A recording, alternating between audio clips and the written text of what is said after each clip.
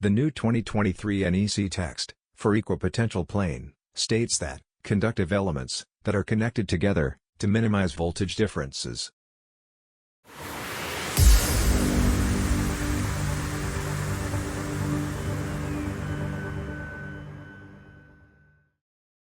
The definition, for equipotential plane, is being revised, to remove accessible. For the purposes of Article 682, the equipotential plane includes not only accessible parts, but inaccessible parts, such as rebar.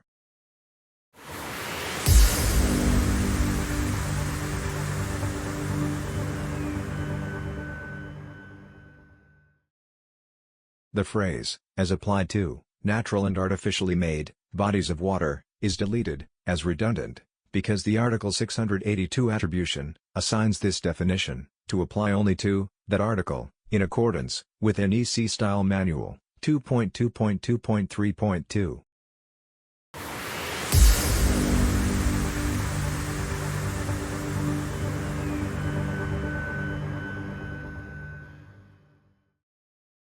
A revision has been made to the definition of the equipotential plane by removing the word accessible. That clarifies the equipotential plane includes not only accessible parts, but inaccessible parts, such as rebar.